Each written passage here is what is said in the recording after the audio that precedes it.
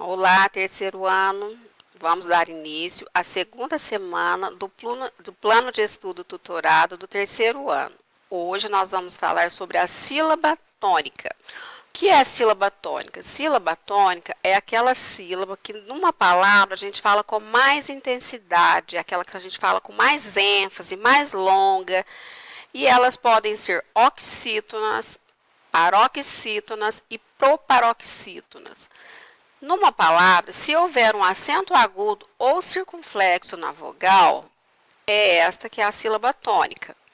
E a sílaba tônica, ela está sempre nas últimas 3 sílabas das palavras.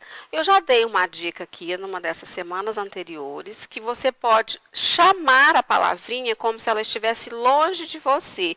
E aquela mais longa é a sílaba tônica.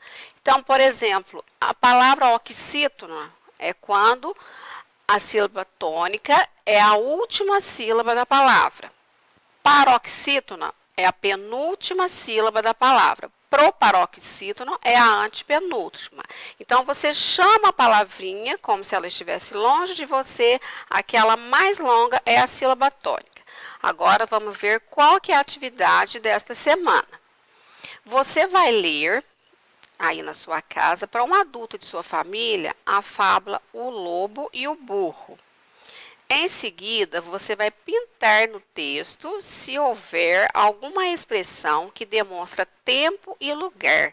Então, você vai lá na aula anterior, recordando os verbos, para você poder fazer a atividade correta. Na letra B, você vai observar o 4º parágrafo e vai observar que a participação do narrador na terceira pessoa. Em seguida, você vai ler o 1º parágrafo e vai observar que nesta parte inicia-se o conflito da fábula. Na letra D, você vai observar o parágrafo que apresenta a fala dos personagens. Na letra E, de verde, os personagens e expressões que demonstram as características do personagem. Na letra F, você vai ler o 5º parágrafo e vai observar a resolução do conflito.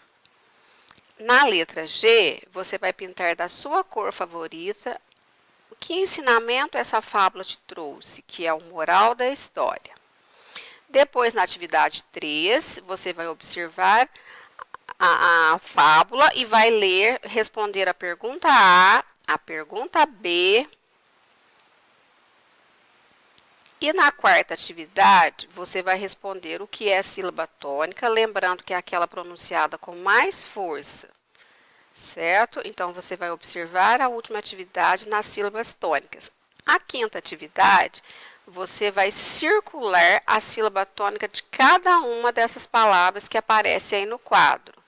Na atividade 6, você vai fazer a classificação dessas palavras que está na atividade 5 e vai escrevê-las em cada quadro.